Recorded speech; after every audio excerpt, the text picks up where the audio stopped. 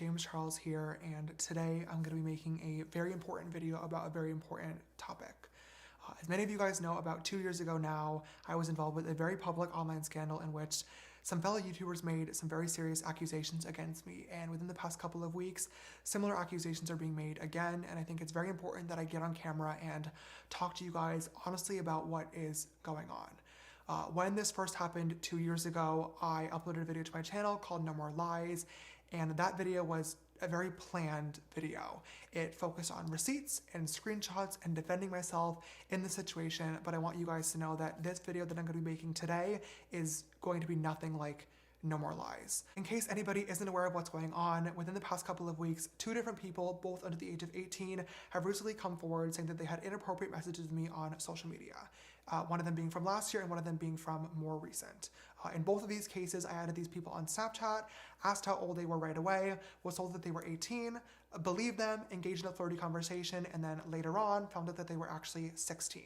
Upon finding out, I was immediately embarrassed and blocked both people. Later on, when I saw them making videos about it and those videos going viral, my immediate reaction, completely honestly, was to be really, really upset. I wanted to get on camera and film another No More Lies video where I gather all my receipts and all my screenshots and try to tell my side of the story and then just move on from the situation. And now, looking back, that was so stupid because as I did more research on these topics and self-reflected, I realized that the receipts and the screenshots and the specific details of the interaction really don't matter because I fucked up. And I needed to take accountability for my actions and most importantly, apologize to the people that were affected by them. These conversations should have never happened, point blank period. There's no excuse for it, there's no ifs, ands, or buts, and I take full responsibility for that. I trusted the information that was given to me rather than the information I could have and should have gotten myself. In both of these situations, doing research into these people's public social media profiles would have revealed their true ages, and therefore these conversations would have never happened in the first place, but I didn't do the research, and that is what is so embarrassing. As an adult, it is my job and my responsibility to verify who I'm talking to, and therefore there is no one to blame for this other than myself. To the guys involved with this situation, I want to say, I'm sorry.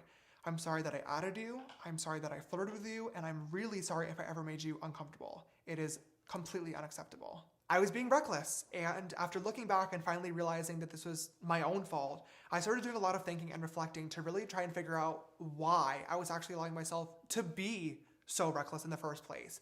In all other areas of my life, my friends, my business, I like to think of myself as pretty put together and on top of things, and I couldn't understand why relationships were the one outlier. Why were they not working? Why was this area of me so different? And I finally came to a conclusion. It sucks and it is ridiculously embarrassing to admit this, but I think I have to, and that is that I'm desperate.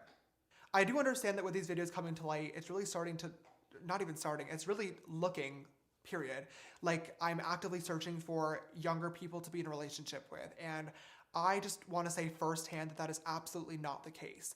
My hope has always been to be in a relationship with somebody around my age or older that I can relate to and that can make me laugh. And unfortunately, I've not been able to find that person yet, but the idea of actually being in a relationship became so important to me that I was willing to trust too quickly, miss out on red flags, and most importantly, not take the precautionary measures that really anybody, but especially somebody with a public platform, should be taking before talking to anybody, and there's no excuse for that.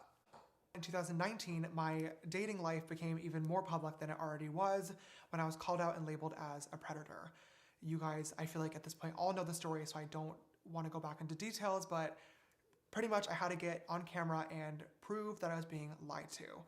I had all the receipts to back it up, but at the time I also recognized that I definitely needed to change the way I was going about dating because clearly something was not working. And in that video, I made a vow and a promise to myself and to you guys as the audience that I would be way more careful moving forward. And that promise was not one that I kept. I'm gonna be honest with you guys, at the time that I posted No More Lies, I really thought that like the only issue was kind of like the straight guys and being lied to. But I now realize that it was obviously a much deeper problem. And I really wish that at that time I had spent the time to sit down, look at myself in the mirror, and try to get to the root of the problem and understand why I was actually allowing myself to get into these situations instead of just brushing it off and saying like, it's the straight guys and it's the lie. But like I said, I didn't. And as time progressed, my desire for a relationship never really went away. And I slowly started ignoring red flags again, and also ignoring my friends and the important people around me that warned me that I was going to get hurt. And to them, I also feel like I really owe an apology, because I should have listened, and I feel like if I did, we probably wouldn't be here today. Looking back now and just trying to do my best to piece this all together in my head, I think that my lack of experience when it came to dating growing up, and then all of a sudden having a lot of attention from different types of men, some for good reasons and some for bad reasons, really affected me in ways that I didn't quite understand. I honestly just thought that I had really, really bad luck and that I was being taken advantage of, when that wasn't the case at all. And I had the mentality that I could reach out to literally anybody and use my Explore page and For You page as a dating app, and eventually I would just happen to find the right person. But that's just not how dating works, literally at all. It's gross, it's weird, and it's desperation. I just really thought it was important to share my thought process and the conversations that I've been having with myself and professionals behind the scenes in order to help myself fully understand the situation so I could properly hold myself accountable for how I got here in the first place. When these videos started to come to light, power imbalance became a really large topic of conversation on social media, and rightfully so. In 2019, when I had my whole situation, I was accused of abusing my fame, money, and power to get what I wanted. And when I responded to that at the time, I said that that was disgusting and that I would never want to do that. And to this day, I still stand behind that sentiment 1000%. So when it was getting brought up again, I got really, really frustrated and was trying to understand, because I was thinking to myself like, okay, I know that this situation shouldn't have happened. I know that this conversation shouldn't have occurred. I take responsibility for that. But at the same time, like, they DM'd you first. They lied to you. They flirted first. Like, you didn't use your fame, money, and power to get anything. But I've now realized that that mentality is completely wrong, because a power imbalance can happen even when it's not intentional. What I wasn't getting before is that the excitement that comes with talking to a celebrity is literally enough to make somebody do or say something that they normally wouldn't, even if that celebrity isn't intentionally weaponizing their fame, money, or power. And that's the concept that I just wasn't getting, but I now do. Even though I'm able to turn off my social media and just talk to somebody outside of the spotlight about something normal, in normal clothes and no makeup on as James Dickinson, that doesn't change the fact that to them, I'm still James Charles. And that's something that I can't turn off. For me, having a public platform has become such a huge part of my life that at this point, it does feel normal. But I have to understand that to 99.9% of people, it's not normal and will never be normal. And that's where the power imbalance lies that I wasn't understanding. But I'm so glad that I finally do, because like I said in 2019, taking advantage of that power imbalance is something that I would never ever want to do, but unintentionally was. With this situation blowing up, there are a lot of people speaking about this online, whether it be sharing their opinions, arguing back and forth, or most importantly, holding me accountable for my actions. I understand that posting this video today is not going to stop those conversations, but is going to spark more of them. And that's something that I am completely okay with, because I really feel like these are topics that we need to be speaking about a lot more. I also want to make it clear too that through uploading this video today, my hope and my expectations are not to press post and then forget about it and move on and wash my hands as if nothing happened, because something did happen. And what happened was not okay. And I don't want to just forget about it. Once again, ashamed and embarrassed. I can't take it back as much as I wish that I could, but I'm really, really glad that I now fully understand the situation, so I'm able to do better in the future, and I really hope to show that to you guys. I'm a firm believer that when scandals or situations like this happen, you can get on camera and upload an apology video where you say sorry a million times all day long, but the only way to actually show and prove that you are sorry is through action and change. And I'm going to change. This whole situation has been so embarrassing and I'm ashamed, but like I said, I'm now educated and fully understand what went on. And I'm making a promise to all of you right now on camera that I will be way more careful moving forward with every single person that I speak to.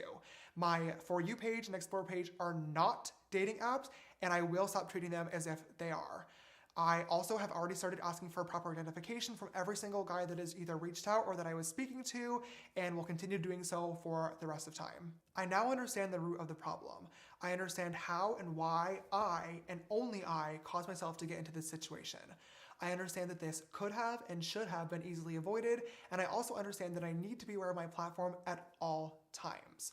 I didn't understand how a situation like this could affect the people involved, but now I do. And for that, to the victims, I am so, so sorry. And I promise that something like this will never, ever happen again.